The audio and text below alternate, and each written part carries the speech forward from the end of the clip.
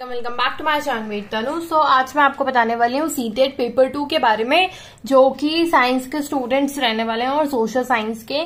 तो यही दोनों आपके एग्जाम होते हैं। तो मैं आपको इसके पूरे के पूरे आपको चैप्टर्स बताने वाली हूँ कि किस तरीके से आपको इसको कंप्लीट करना है और साथ ही साथ कौन सी बुक आपको इसमें पढ़नी है मेनली। ओके, क्योंकि पेपर 2 में बहुत ही ज्यादा पासिंग रेट कम होता है, तो हम यही सारी चीजें आज देखेंगे। तो यहाँ पे आपका बीएड कंप्लीट होना चाहिए अगर आप ये पेपर देना चाहते हो, और साइंस के लिए आपकी बीएससी कंप्लीट होनी चाहिए। ओके, तो यहाँ पे बीएड वाले भी एग्जाम ये दे सकते हैं, साइंस वाला बीएससी वाले ही देते हैं। तो सीडीपी में 30 मार्क्स का आता है, मैथ साइंस आपको दोनों में लाके 60 मार्क्स का आता है। ये भी 30 का रहेगा, ये भी 30 का रहेगा। लैंग्वेज 1 और लैंग्वेज 2 होती है, जो कि आपकी 30 मार्क्स की ही आती है। नेक्स्ट अगर हम साइंस की बात करें तो साइंस में कौन कौन से आपके चैप्टर्स आएंगे मेनली। तो साइंस के यहाँ पे आपके चैप्टर्स जो रहते हैं वो फूड रहता है। अब फूड मटेरियल हो गया, the word of the living हो गया, लिविंग ऑर्गेनिज्म या living, moving things, people and ideas, ठीक है, मोशन, ग्रेविटेशन, ये सारी चीजें, how thing work, natural phenomena, natural resources. तो मेनली आपको करना क्या है इन सब चीजों में, इसको डीप स्टडी करनी है इन सारे के सारे चैप्टर्स की। अब फूड, कंपोनेंट्स ऑफ फूड है क्लास 6 में आपके, ठीक है। जो भी फूड में होता है इसमें आपकी बैलेंस डाइट आ गई, कार्बोहाइड्रेट, उसके अंदर जो भी चीजें होती हैं, प्रोटीन, सारी की सारी चीजें आपको इसमें कवर करनी पड़ेंगी। Material sorting, material into group हो गया। तो ये सारे चैप्टर्स हो गए लिविंग ऑर्गेनिज्म से रिलेटेड, जो भी सारे के सारे skeletal system, muscular system, digestive system, सारे के सारे चीजें हो गई। ब्रेन से रिलेटेड हो गया, सारी चीजें पढ़नी है। Moving things, people and ideas, तो फिजिक्स के जितने भी चैप्टर आपके आते हैं, मोशन हो गया, ग्रेविटेशन हो गया। तो मेनली जो आपको बुक रिकमेंड करनी है सीटेट अगर पेपर 2 अगर साइंस और मैथ्स पे फोकस करना है, तो यहाँ पे आपको फोकस करनी है सिर्फ एनसीईआरटी। अगर हम मैथ्स की बात करें सो मैथ्स में आपका नंबर सिस्टम बहुत ही ज्यादा इंपॉर्टेंट हो जाता है। इंटीजर्स हो गया, अलजेब्रा हो गया, ज्योमेट्री हो गई, मेंसुरेशन हो गया, डाटा हैंडलिंग हो गया, इससे बाहर क्वेश्चन नहीं आते हैं। तो जितने भी आपके 6 to 8 वाले क्वेश्चन है, साथ ही साथ जो एक्टिविटी आपकी इस बुक में दी रहती है उससे भी ये पेडागोजी के क्वेश्चंस बना के देख लेते हैं। प्रीवियस ईयर क्वेश्चन अगर आप पढ़ोगे तो उसमें मैथ्स के भी जो एक्टिविटी दी रहती है, जैसे कि कोई चैप्टर अगर ओवर हो रहा है तो उसमें जो भी पीछे एक्टिविटी दी गई है वो भी ये पेडागोजी के क्वेश्चंस बना के दे देते हैं। तो उसको भी साथ में एक बार आपको रीड करना है कि किस तरीके से हम इस एक्टिविटी को करेंगे, क्योंकि मैंने पेपर दिया हुआ है और इसी तरीके से मैंने भी प्रीवियस ईयर क्वेश्चन लगाए थे। तब मैंने एनसीईआरटी में इसको देखा था कि एनसीईआरटी में हर एक चीज मेंशन है जो भी एग्जाम में आपके पूछी जा रही है।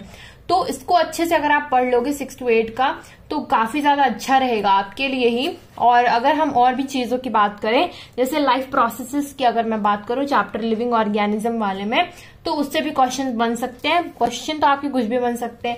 अब फॉर एग्जाम्पल एसिड बेस हो गया, ठीक है, इंडिकेटर्स से रिलेटेड क्वेश्चंस बहुत ज्यादा आते हैं। ये सारी चीजें हो गई। जो चैप्टर आपका लाइट है इससे भी बहुत ज्यादा क्वेश्चन आते हैं। तो कुछ कुछ चैप्टर्स के क्वेश्चन जो होते हैं वो रिपीटेड होते हैं। तो ये आपको प्रीवियस ईयर क्वेश्चन से पता चलेगा कि कौन कौन से ऐसे चैप्टर्स होते हैं। इसको भी आपको साथ ही साथ करते हुए चलना है। नेक्स्ट मैथमेटिक्स में भी यही पैटर्न आपका रहेगा। प्रीवियस ईयर क्वेश्चन तो बहुत ही ज्यादा बड़ा रोल प्ले करते हैं। इस बार का पेपर इन्होंने काफी ज्यादा घुमा दिया था, जिसकी वजह से इतने सारे लोगों ने फॉर्म भरा था और सिर्फ 1 लाख अप्रॉक्स लोग पास ही हो पाए थे। तो काफी ज्यादा पासिंग रेट कम रहता है। अगर हम सोशल साइंस की बात करें so only you have to follow the NCERT of class 6 to 8, ठीक है, फ्रॉम क्लास 6 to 8, 6 to 8 के तक पूरी की पूरी अब फोकस कर लो। 9, 10 के कुछ एक्स्ट्रा वाइड टॉपिक्स हो जाएंगे तो हो जाएंगे, अदरवाइज 9, 10 इट्स नॉट मैंडेटरी, ठीक है। तो ज्योग्राफी हो गई आपका, ठीक है, हिस्ट्री हो गया, सिविक्स हो गया। तो ये सारी चीजें तो आपको करनी ही करनी है। साथ ही साथ यहाँ पे ये मैथ साइंस का हो गया, सोशल साइंस, ठीक है, 60 मार्क्स का आपका ये अकेला होता है। और यहाँ पे आपसे पूछी जाती है पेडागोजी भी। तो पेडागोजी भी बहुत ज्यादा इंपॉर्टेंट रोल प्ले करती है इन सारे सब्जेक्ट्स में। बट अगर आपको सब्जेक्ट की नॉलेज रहेगी तो पेडागोजी, तो अगर आपका चाइल्ड डेवलपमेंट एंड पेडागोजी में आप पढ़ोगे ही तो उससे ही काफी चीजें आपकी कवर हो जाएंगी। तो उसकी टेंशन आपको नहीं लेनी है।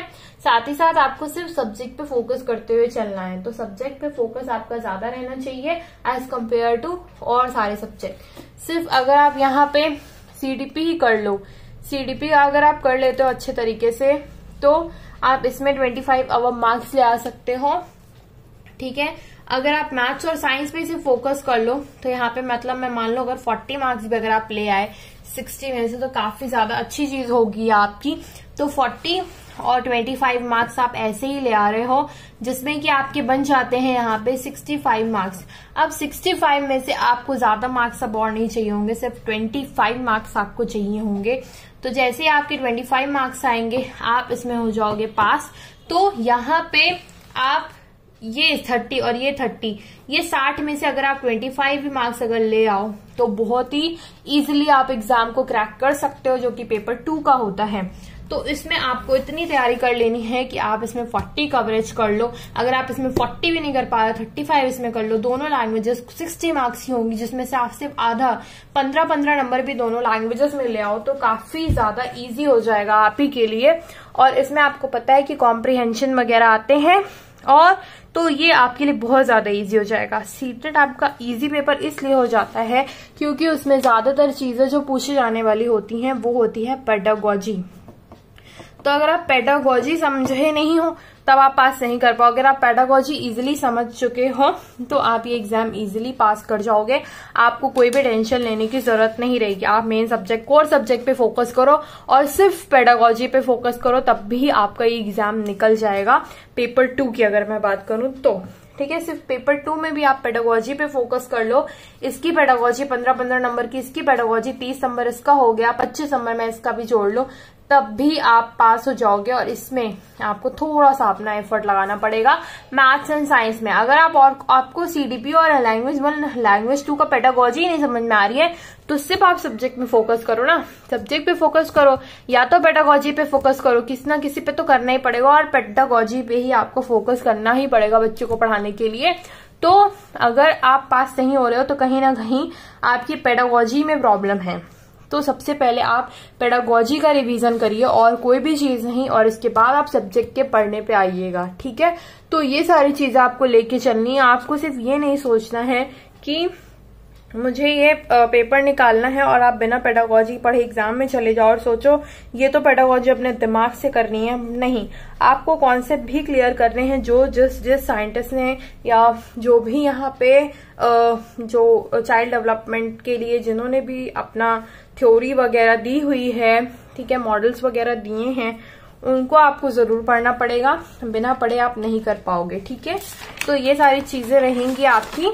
तो इतना ही था आपको मुझे बताना। इससे पहले मैंने आपको सीटेट से रिलेटेड सारी चीजें भी बताई थी। तो यहाँ पे जनरल के लिए 90 मार्क्स पासिंग होता है और ओबीसी SC ST सबके लिए 82 मार्क्स होता है पासिंग। तो इतना तो आपको क्वालिफाई करना ही पड़ेगा। ठीक है, तो all the best for your upcoming exams. आपका सीटेट का भी एग्जाम दिसंबर तक ही होगा, तो उसके लिए अभी से प्रिपरेशन स्टार्ट कर दीजिए, क्योंकि अगर आप नहीं पास हुए इस बार तो अगली बार तो हो ही जाइएगा। ओके, क्योंकि वेरी इंपॉर्टेंट, बिना इसके आप कोई और एग्जाम ही नहीं दे सकते हो टीचिंग का। Okay, so that's it for the today's video guys. Thank you and don't forget to subscribe to my channel. Bye bye.